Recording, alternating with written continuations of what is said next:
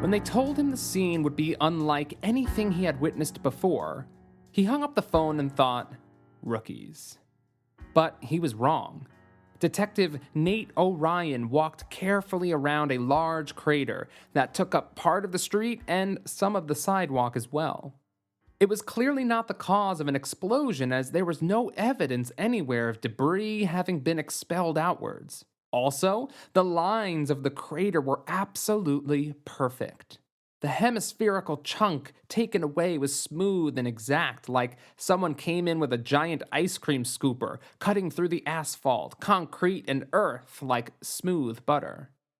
2 cars parked by the edge of the crater were missing portions of their front and back ends respectively, and in between was a large enough gap for Orion's imagination to picture where another car used to be. It was almost elegant, like a purposeful expression of art for the illustrious brownstones that looked down upon it. Then the sounds all around him brought Orion back to reality, and the elegance faded. Cars and trucks driving and honking filled the air like an ever-present blanket over New York City. Police officers interviewing witnesses, the murmurings of a growing crowd of onlookers, and a woman crying hysterically from the inside of an ambulance. There was no sense talking to the crying woman yet, so Orion moved to where an officer was interviewing the only other witnesses. An elderly couple were recounting their tale when he came over. "Would you mind starting from the beginning?" Orion said. "Of course," said the elderly woman. "We were just going for a walk. You know, it's so nice today, and we try to stay active, but it's hard through the winter months." "Dear," said her husband. "Right," she said. "We were heading back home. We live on this block, just over there, the one painted white, and there was just a quick flash of light, I think, and then a whole part of the street gone. Everything gone. Then there was this rush of wind that came right after," said the man, "like all the air was being sucked towards that spot." He pointed to the crater. "Oh, and then that poor deer," she said. "That woman was somehow caught in it, and I can't even think of it." The man put his arm around his wife and continued for her. "She was just leaning against that parking sign. Well, there was a sign there. Anyway, the sign is gone, and a part of her along with it." The elderly couple didn't have much more to add, so Orion moved over to the ambulance to take a statement from the woman. She spoke through fits of tears and moments of hyperventilation, needing a minute to calm down before continuing. But overall, her story was just as the elderly couple had stated. She had just finished a run and was taking a moment to stretch with one hand on the metal pole of a sign as her other hand pulled at her foot, loosening up her quad. Then there was a brief flash of light, and she was pulled towards the newly formed crater by a rush of wind like she was caught in a hurricane. Her foot slipped into the pit before she caught herself, but when she went to get back up, she noticed, with great horror, that her left arm was cut off just above the elbow. A clean slice with the slight hint of a curve to the cut. She passed out after that and woke up with a tourniquet around her arm, thanks to the elderly man and his belt, and sirens filling the air. Detective Orion walked back around the crater, looking for any subtle details, but there was nothing else he could see that could explain it. It was as he was told it would be, unlike anything he had witnessed before.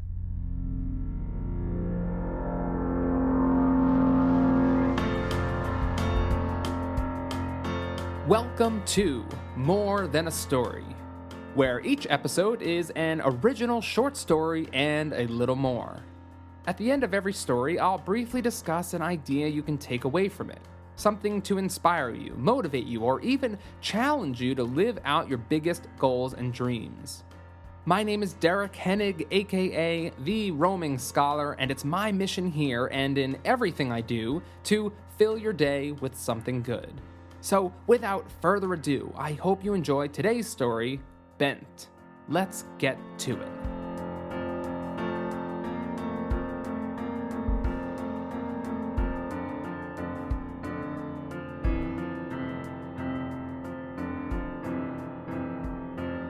Detective Orion stood outside a lecture hall waiting for the class to be dismissed. Not a minute past noon, the scheduled end of the class, and the doors sprung open. A sea of students flooded out, talking to each other or looking at their phones. Orion waited a minute and then shuffled past the stragglers down towards the front of the lecture hall.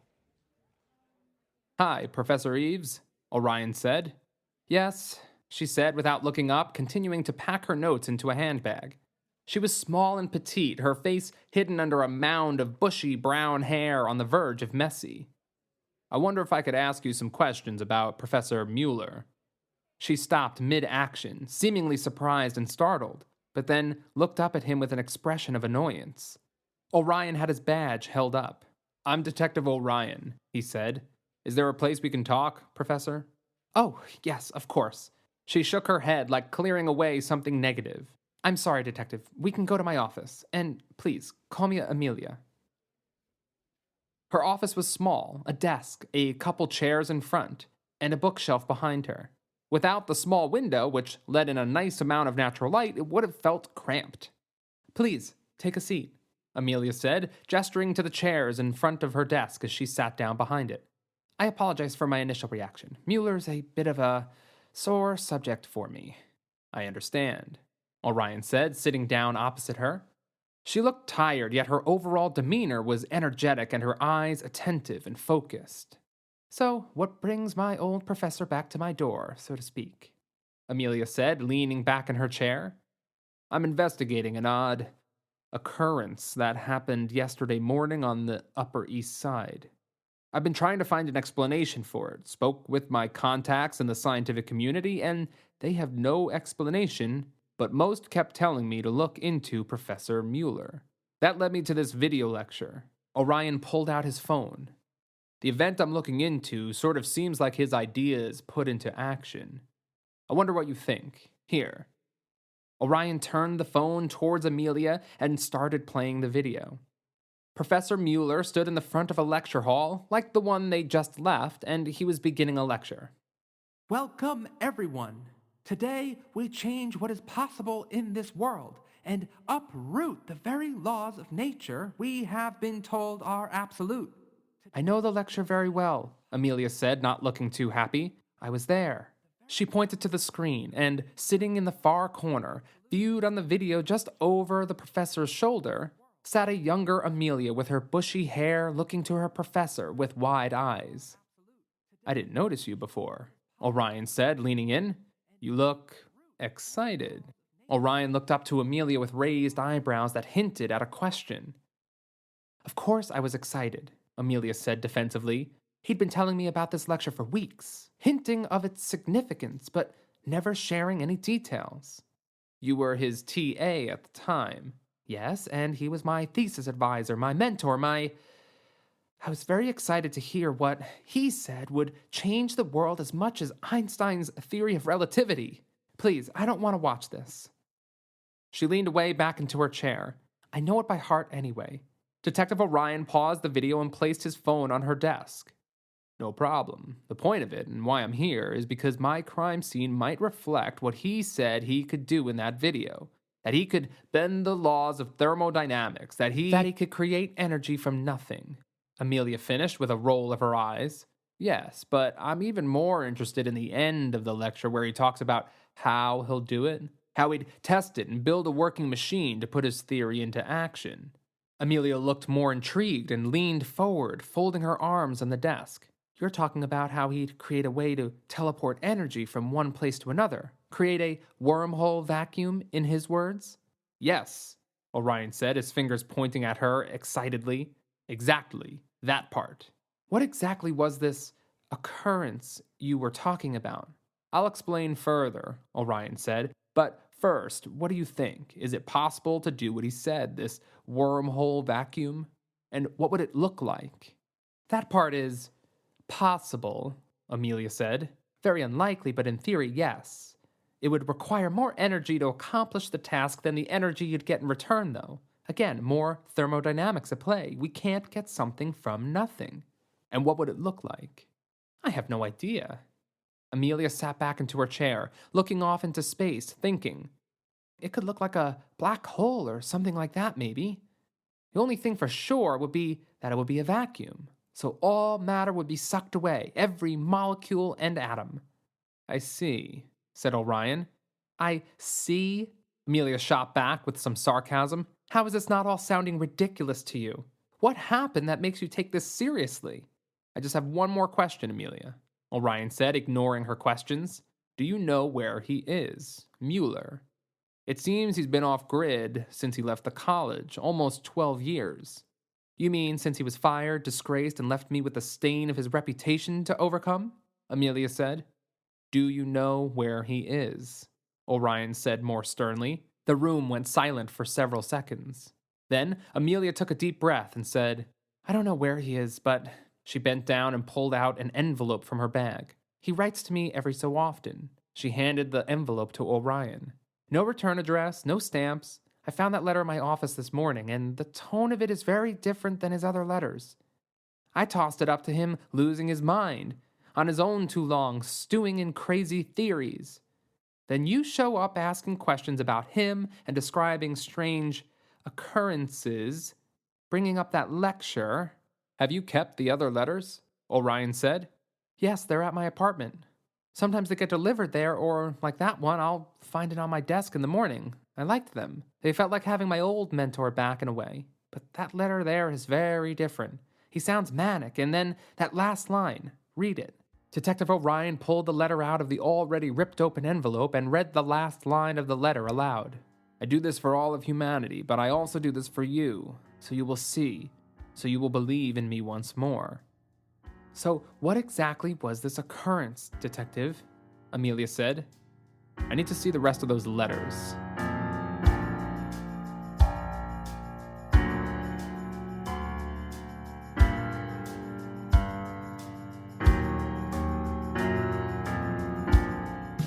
Emilia's apartment was on the other side of Morningside Park from the university, on the first floor of a 4-story building. Immediately on entering the apartment, there was a small library area to the right, with 2 built-in bookshelves on either side of an old fireplace. Leather armchairs and small end tables mirrored each other by the fireplace, all sitting atop an ornate area rug of faded reds and blues. The only difference in the mirrored image of the room was that the armchair by the window had a neatly folded blanket draped over the top, and a pair of reading glasses rested on the table. They're in here, Emilia said, walking into the cozy room. Orion followed. She moved towards the end table by the window, opened a small drawer, and pulled out a stack of letters and held them out for Orion. That's all of them. There must be 50 letters here, Orion said. Probably, Emilia said, looking nonplussed. And you've kept them all? I don't know why I keep them, Emilia said, shrugging her shoulders, but Orion could see the emotion she was trying to play off. How did things play out after that lecture? Orion said. Emilia's mouth and body distorted and fidgeted in discomfort. He didn't get the reaction he wanted from the lecture, to say the least. No one seemed to understand or agree, and I was sort of put in the middle of things, I guess. Emilia looked down and played with her fingers while she spoke.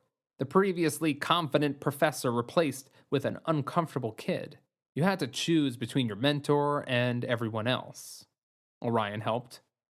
Sort of. It wasn't really a question of science. I didn't agree with his ideas either. I mean, there were parts that made sense in theory, but in the end, there were too many other gaping holes in his ideas. I couldn't bring myself to tell him that, but in the end, that's the choice I was sort of forced into. He became so adamant after the lecture and really forcing his idea forward, or trying, and the university gave him an ultimatum. Stop talking about it or leave. He never asked me to back him up, but I'm sure he was hoping I'd support him, but I couldn't. I wanted to for him, but I couldn't for every other reason. He was just... So you feel guilty, like you let him down. Emilia looked up from her hands. I suppose, yes. Maybe that explains why I keep the letters. She pointed to the stack in Orion's hands and she shrugged. I guess I get to believe nothing happened and I'm having a chat with my old mentor. Do you want a cup of tea or coffee? Orion looked at the letters and then up to Emilia. Sure, cup of coffee, please. Take a seat, read away, and I'll be right back. Emilia walked through an open doorway into the kitchen beyond, and Orion sat down in the armchair opposite the window. He didn't want to take her seat, after all. At first glance through the letters, Orion thought they were very affectionate, and it was clear that Müller never blamed Emilia for her decision to not back him up. It was almost as if the event never happened, or just that complete and unconditional love and support a parent gives their child regardless of mistakes. The letters also seemed to be very general, describing his day-to-day activities. It was like Emilia was the only person in the world Müller communicated with, even if it was a one-way conversation, and just needed to share something, anything, with someone in order to stay sane. He mentioned his further research a bit, books he read and his thoughts on them, and general experiences from his day or his week. Orion thought that maybe he could take some of those details and possibly narrow down a location where Müller was working from. Emilia came back in with 2 cups of coffee. Orion took his, and Emilia walked over to the window, glancing out to the sunny day. "Did you ever try writing back to him?" Orion said, and Emilia turned towards him, swallowing a sip of coffee. "I thought about it. I thought I could leave a letter inside my mailbox or something for him to find, but the letters always came at random times, so it just seemed silly." Orion nodded and took a sip of coffee. "This is some good coffee," he said, taking another sip. "Wow, seriously, this is amazing." Emilia laughed sheepishly. "You can thank Müller for that." "What do you mean?" "I was his TA for years, and he ordered his coffee beans from Austria. Hornig is the brand. No other coffee ever compared, so I order the same stuff still. Kind of sad, right? I save his letters, drink his coffee. It's been 12 years and I can't seem to escape his shadow of influence. Understandable. I might have to start ordering this myself. Detective?" "Yeah? Are you going to tell me what happened?" Orion put the letters on the end table and nodded. Then he explained the event of yesterday morning. He left out no details and watched her intently as he described. Emilia remained standing by the window while she listened. "The rush of air that they all described," Emilia said when he was finished. "Does that sound like a possible effect?" "Yes, that happens when a vacuum is created. The air has to rush to fill the space, and it happens rapidly." She snapped her fingers. "And then everything disappearing, as you said. It sounds like he did it. He made his wormhole vacuum." "Help me out with this thought," Orion said. "I thought you said that he would use the vacuum to absorb energy, not concrete or a part of a person." "All matter holds a great amount of energy, so it absorbed everything. The street, the air, and unfortunately that poor woman's arm. My God." Emilia turned away and stared out the window. "If he's done it, it's going to get worse. It's going to happen again." That's what he described in his lecture. "Yes, according to him, once he creates the vacuum, he would need to calibrate it. The question being, how can you open a wormhole to go exactly where you want it to go in space-time? It's like triangulating your position based on the stars. He'll do this again, 2 more times probably, and then he'll try for the end goal, to pull energy from the very edge of creation itself." "That's why I need to find him," Orion said, standing up himself, walking towards Emilia. "Before this happens again. I might be able to help, but..." "But what?" Orion stepped closer, an urgency in his voice now. "I don't want him to get hurt. The quicker we find him, the better chance of that happening, of things ending before they escalate. A woman already lost her arm. The next event could be someone's head." Emilia looked at Orion with a determined look. "Okay, I can definitely create something to help us identify when and where another event occurs to start. Maybe I can even trace the energy signature of the wormhole from one end to the other. Almost follow the tunnel back to the source, then you'll have him." "What do you need to do this?" Orion said. Emilia looked deep in thought. "I'd need to analyze the original scene, collect some data, and then, unfortunately, we need another event to occur. Another wormhole to follow back to the source." "Then let's get moving. Grab what you need. I'll be in the car. I have a phone call to make."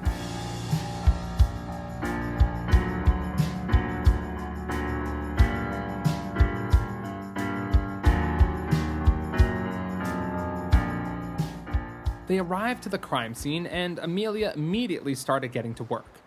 Orion watched her carefully. She plopped a bag on the concrete sidewalk and pulled out what looked like a radar gun. Then, she connected it via a cable to a chunky-looking laptop and moved to the middle of the street. "Come stand behind me," Emilia said, and Orion, who was leaning against a brownstone, moved to her side. "What are you doing?" "Scanning the whole area, mapping it in 3D onto my laptop. This thing," she held up the radar gun device, "also detects various forms of radiation and emission particles. It's far after the event occurred, but there's a chance to get enough data." "Scan away."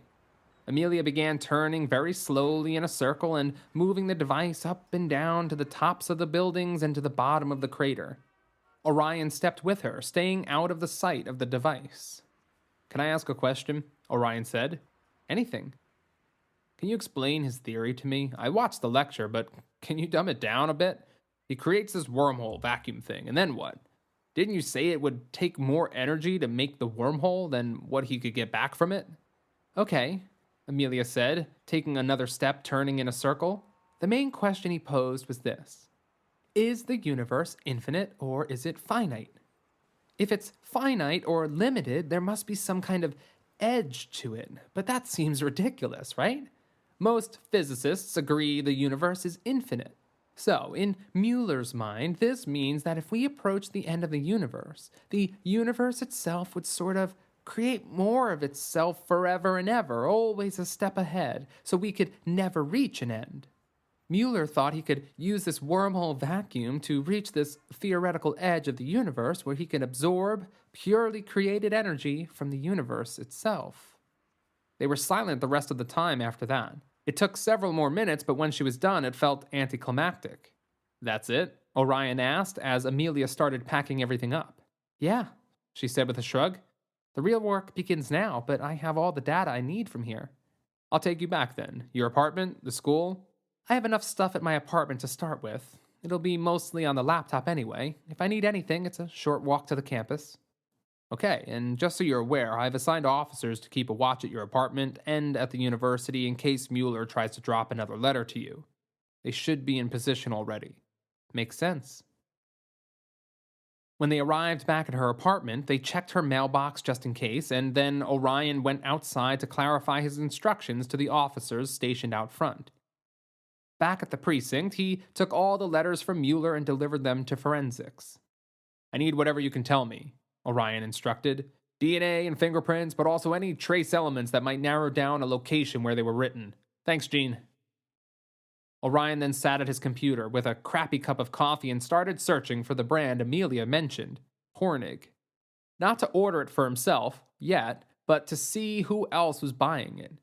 He had a suspicion that if Müller was getting these letters delivered without postage, he probably lived somewhere in the city. And, according to Emilia, his obsession with that Austrian coffee brand was unlikely to waver. He put an email out to the company to see if they'd release any data, and then switched to Google while he waited for a reply. He found some stores who actually sold it in the city, so there was a chance Müller went there and paid cash. Orion could flash his picture around the shops to see if they recognized him. If he's been off-grid for 12 years, he probably wasn't buying overseas directly anyway. He'd want to pay cash. Orion wrote the addresses down in his small pad. He would check them out soon. Last idea to run down was about power itself. He called a contact to look into any possible surges in power usage around the city. If Müller just transported all this energy to himself, he would have to use it somehow, he thought. But nothing panned out there. No surges. Time to buy some coffee, he thought.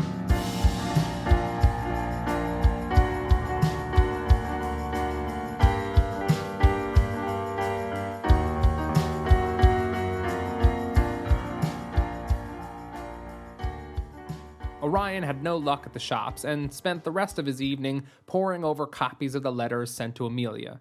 She was right. The newest letter, left at her office at the university, was remarkably different in tone. As Müller's other letters sounded like an old man desperate for a little communication, this last letter sounded like he was out to prove something to Emilia and to the world. It was shorter than the other letters too, with the one goal: announced to Emilia that he was going forward with putting his plan into action to earn his mentee's approval again. All Orion really got from the letters was just the psychology of the man, how he was clearly not going to stop.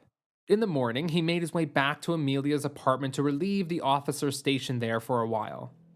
As he pulled up, a mail truck was parked just down the block and the mail carrier was leaving her building. 10 seconds behind, Emilia came bursting through the front doors, waving a letter in her hand. Orion parked the car with a skid, grabbed a pair of gloves, and he and the other officers were out of their vehicles, crossing the street. "Stop him," Orion called to the officers, pointing towards the mail carrier. "It's another letter," Emilia called out. As Orion reached her, she said, "He's never written this frequently before. It was always weeks or months in between." Emilia looked worried. "May I?" Orion said, putting a pair of rubber gloves on. Emilia held it out and he grasped it at the corners, inspecting it closely.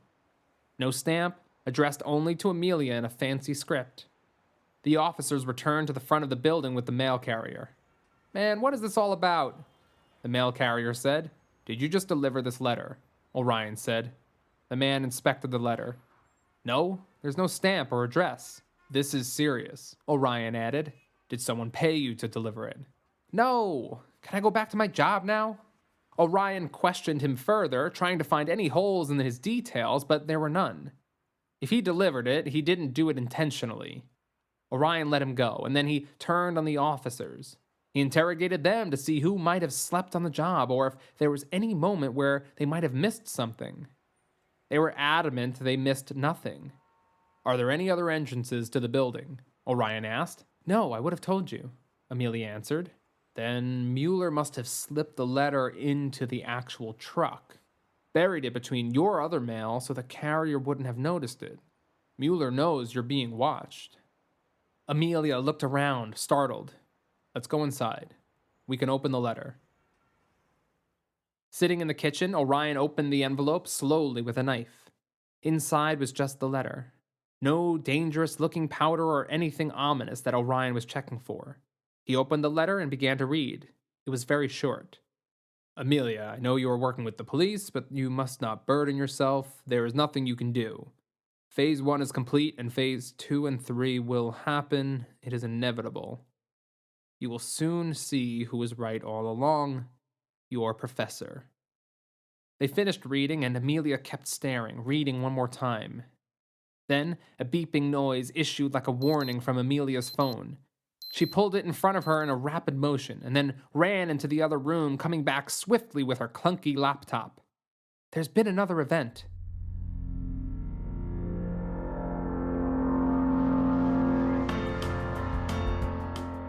Hey, I just want to take a quick 30-second break to tell you how you can best support myself and this podcast to keep these episodes coming.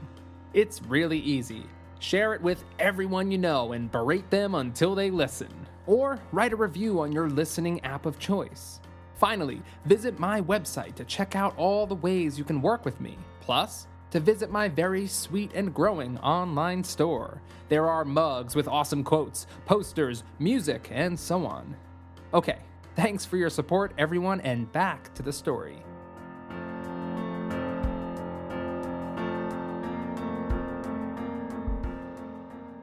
All right, Carmine. Orion called to one of the officers standing out front of Emilia's building. "Take this." He held out the envelope and letter that was now sealed in an evidence bag. "Back to the precinct and forensics. Make sure they put a rush on it. I'll be calling ahead too." "Got it," Carmine said, and he took off. "Todd," Orion said to the other officer, "stay here and keep your station until someone comes to relieve you." "Emilia," Orion turned back to her. "Let's go." In the car, Emilia had her laptop open, looking at the data, while Orion made the call to forensics and then to his captain at the precinct. "This is spiraling," Orion said to his captain. "We need to call in the FBI or whoever else if there's any chance they can help." "Right. Yeah. We're looking for another event either in..." Orion turned towards Emilia. "Either Upper Harlem or Lower Manhattan," she said, sounding apologetic, and Orion translated to the captain. There was a long pause. "Got it," Orion finished and hung up. "Dispatch has a call-in that sounds like what we're after. The address is in Harlem." "So the other spot is where Müller must be," she said. I thought you said you could narrow this down, Orion said, a tinge of anger in his voice. I have, she answered. At least we know Müller is somewhere in Lower Manhattan. That's a quarter of the island instead of the whole thing. The wormhole just closes too quickly. That's the best I can do. Hopefully I can get more data here since we're arriving right after. Let's hope. The second scene looked similar to the first, except instead of the street and sidewalk holding a crater, there was a spherical chunk taken out of the side of the apartment building 3 stories up.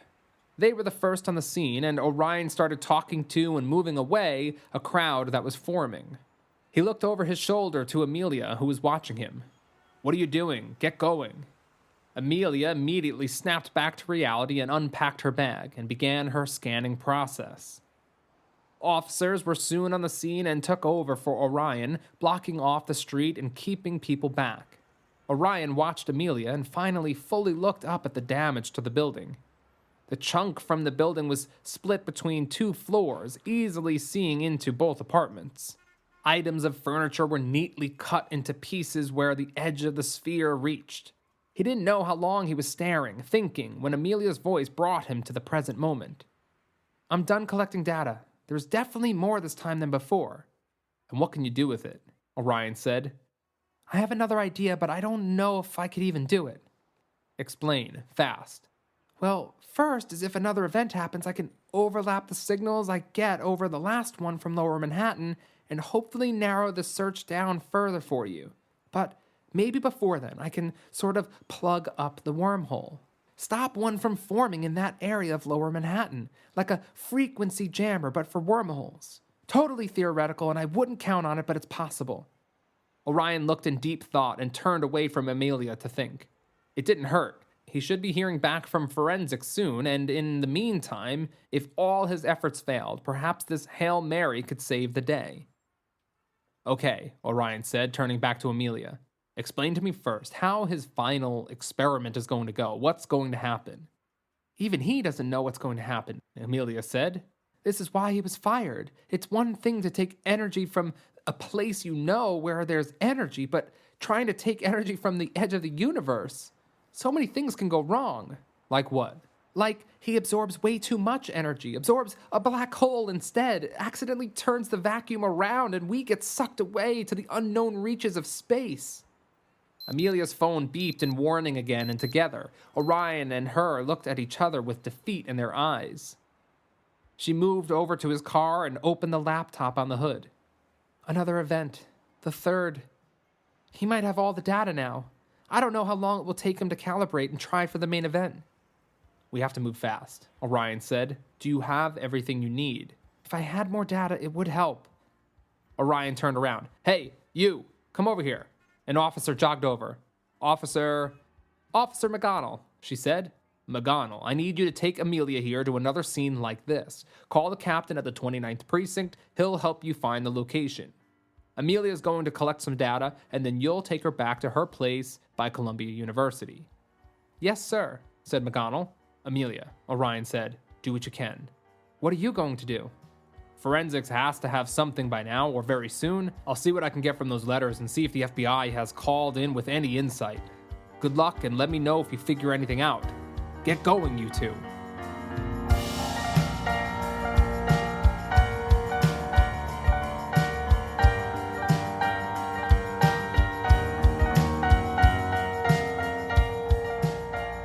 What do you got, Gene? Orion said, desperation in his voice. Some interesting stuff, Gene said, getting up from his stool. Come on. Gene walked over to a table against a far wall where Müller's letters were displayed. All the old letters were stacked together and the 2 new ones together as well. Okay, Gene said. All these, he pointed to the old ones, have 2 sets of prints on the letters besides your own. Positive matches for Professor Gregory Müller and Professor Emilia Eaves. Orion nodded and Gene continued. The 2 new letters are interesting as there are only prints from Eaves and you on the first one you gave me, and no prints at all from this one that just came in.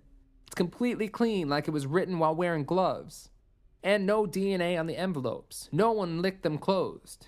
That's weird, Orion said. Yeah, Gene agreed. And there's another difference too. Don't wait for me, keep going. Right. These old letters are, well, older. I estimate at least 2 years old. So the professor goes completely dark for 2 years before all this. I just give you the facts, Jean said with a shrug. Orion went up and touched base with the captain. He filled him in on what Eaves was up to, and the captain relayed that the FBI were on their way, but that's all they've got so far. Orion sat at his desk feeling defeated and exhausted. He leaned back in his chair and stared at the ceiling, thinking over every detail of the case.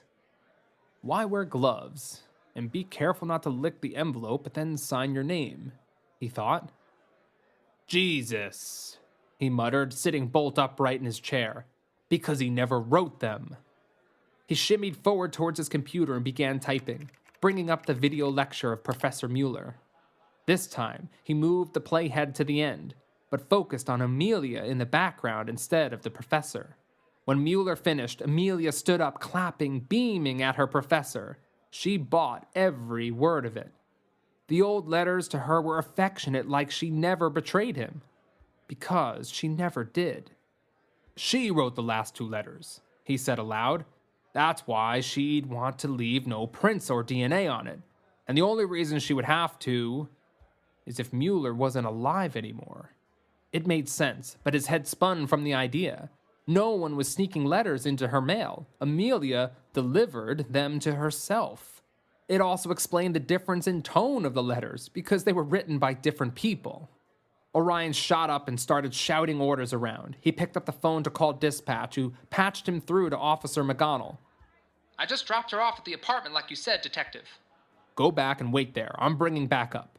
As Orion drove, more pieces began to fit together. Details he missed that now clicked into place. The reading glasses and blanket on the armchair by the window. They weren't Emilia's glasses or her blanket. It was Müller's chair. Orion remembered how she never sat down in that seat.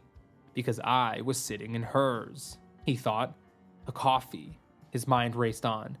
It was there because Müller also lived there. That's how he stayed off the grid. At least for some of the time. Orion punched the steering wheel out of frustration.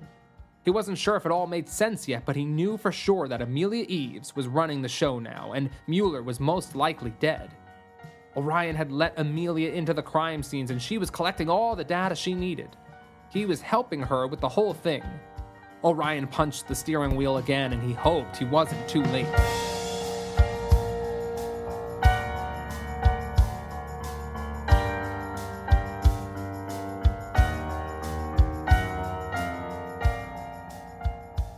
Looking over his shoulder, standing just outside the front door of Emilia's apartment, the 4 officers behind Orion nodded to him. Orion stepped back and then kicked the door open and stepped through, weapon drawn and ready. He stepped right to clear the sitting room, his eyes catching the pair of glasses on the end table, causing his eyes to narrow in anger. Another officer stepped in right after him, and then the 2 of them stepped through to the kitchen. No one was there, and they moved further to a larger living room, which was also empty. Clear! A voice shouted from the other side of the apartment, and Orion echoed the same sentiment. They all met together by the back of the apartment. 2 bedrooms over there, nothing out of the ordinary, said one of the officers. Orion's mind went to the energy signals that Emilia picked up in Lower Manhattan, but they were definitely just a lie. She has to be here, he thought. Look for a basement access, Orion said, and they all scoured the floor. They soon found another door near the kitchen, hidden behind an ornate tapestry. It wasn't locked. There were steps leading down to a basement level, and together, the 5 of them moved down cautiously, illuminating flashlights as they went. The basement was large and open, and the walls were covered with tower-like machines arranged in stacks one after the other, from floor to ceiling. It looked like a massive data storage bank, each tower with small, blinking green lights throughout. Against the far wall, Emilia stood alone, looking over an orb-like machine 4 feet in diameter, hiding most of her body from view. She ignored Orion and the other officers who were bearing down on her. Emilia, step away, Orion called as he continued forward, gun drawn. Emilia didn't look up. The machine looked like a giant metal brain with dozens of cables outstretching to the computer-like towers on the walls. Next to the brain, on a small table, was a lamp without the shade, its wire connected to the brain as well. The single light bulb was dark. Orion and the officers had to step over the many cables snaking outwards as they got closer. They were 10 feet away now, and Emilia finally looked up, but she didn't look scared. She looked happy. "Don't," Orion called, but her hands moved up and he pulled the trigger of his gun. Emilia was hurtled back into the wall behind her, the bullet hitting her in the shoulder. The machine started running. It hummed, and the computer-like machines on the walls lit up with red lights one by one like the giant brain was sucking energy from them. They were batteries, Orion realized on closer inspection. The brain was absorbing energy, and he knew the next step. The brain would create its wormhole vacuum and suck energy from somewhere. He looked around desperately as Emilia slumped to the floor, clutching her shoulder, her eyes fixed upon the dark light bulb. Orion pored over every inch of the giant brain. "How did you turn it on?" Orion shouted over his shoulder to Emilia. "It's automatic," she said through painful grunts. "There's nothing you can do."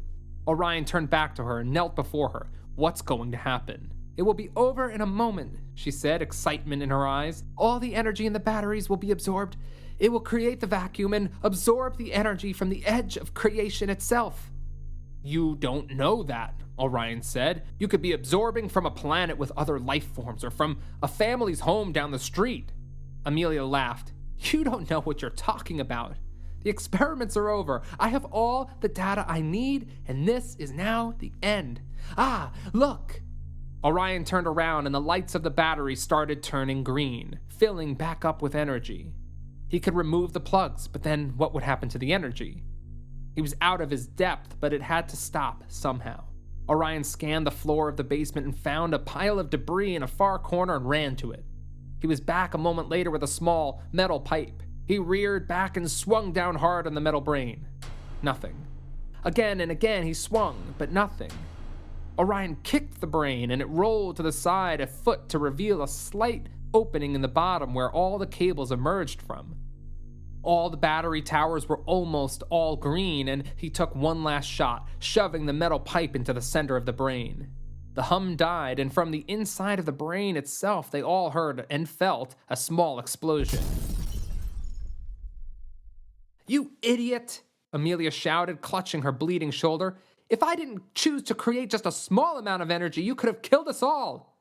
"I could have," Orion said angrily. "How many people have you killed with this machine?" "Only one," Emilia said, looking slightly upset about this. "The last location, a man was practically cut in half, but it doesn't matter in the end." "You're crazy," as my mentor would respond. "Crazy is just a perspective of those without imagination." Orion shook his head. "What happened to Müller?" "He died," Emilia said, looking sad and triumphant at the same time. 2 years ago. I had to bury him under a false name, but he won't be forgotten now that I finished his work." "How long has he been living with you?" Orion needed to understand everything now. "Since the university and the whole scientific community, for that matter, turned their backs on him." Orion thought for a moment. "Then why was he writing you letters if he was living with you the whole time?"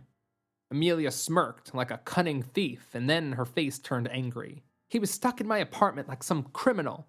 He was bored, and he would write them to me and hide them." A smile appeared on her face. "It made me happy to find them on my pillow or by the coffee.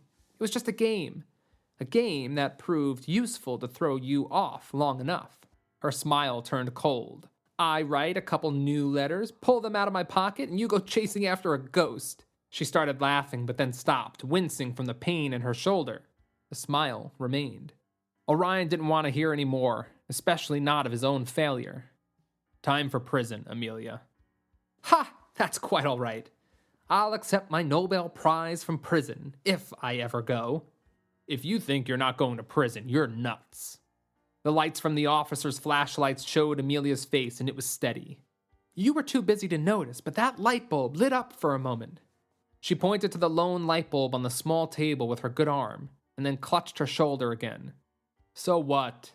"That means," Emilia said, "my machine brought back more energy than it put in. It filled the batteries up." She waved her arm to gesture towards the towers around the room, all lit with green lights. And it had some more left over to light the bulb. I've done it. I've finished Müller's work. We've broken the very laws of thermodynamics. I didn't see the light bulb light up, Orion said. And it doesn't matter, even if you did. You changed a woman's life forever, and you killed somebody, not to mention property damage. Enough of this. Orion gestured to the officers. Take her away. Emilia laughed again and spoke while the officers placed cuffs on her. Do you really think the FBI or some other government agency isn't going to come to collect what I've done? Do you really think they'll let me sit on death row when the answer to pure, unlimited energy sits in my brain? Before long, Detective, you'll be told to forget what you've seen here, and you'll never see me again. But I'll be back at work, free as a bird. Orion didn't know what to say, except the light bulb didn't light up. Emilia laughed again as the officer started walking her towards the stairs of the basement. Orion heard her talking to the officers. You saw it, right? Emilia said. It was just a flicker, but you saw it, right? I saw it. I know I saw it. I know it. I know it.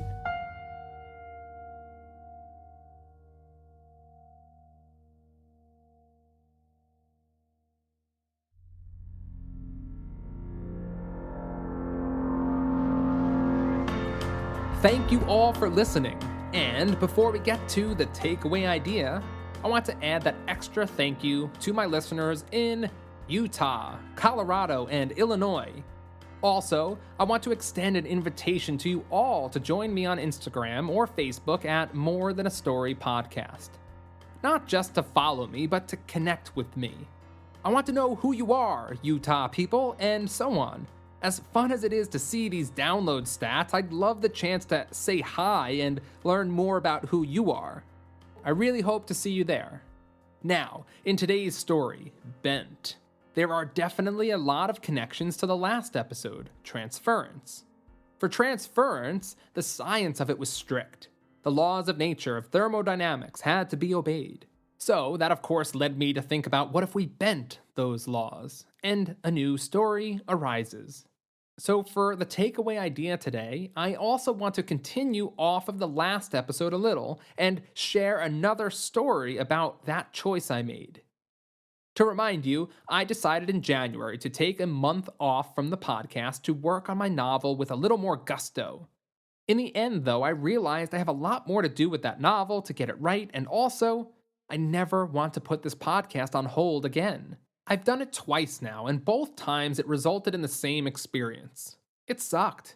Not that I'm not enjoying working on my novel, and I will of course continue to do so, but not at the expense of this podcast. My decision, crazy or not, was that this project is more important to me than all the others. Now, let me tell you a little story about what happened right after I made that choice to never waver on this podcast again. After I made my decision, I, of course, started working on the next episode immediately. On a Tuesday or Wednesday, about a week later, I record the episode. That night, my wife comes to me with the idea of going out for dinner. Nothing fancy, just to go out. It was a beautiful night, warm, clear skies. We've been trying to commit to not going out as much, so deciding to do so took a little debating. But in the end, Victoria literally said, "It feels right." Okay, I said. Let's do it. Our destination is a place called Zoe's Kitchen in Birkdale Village, a great area to walk around outside with shops and restaurants. Zoe's is definitely on the healthier side, which is our aim.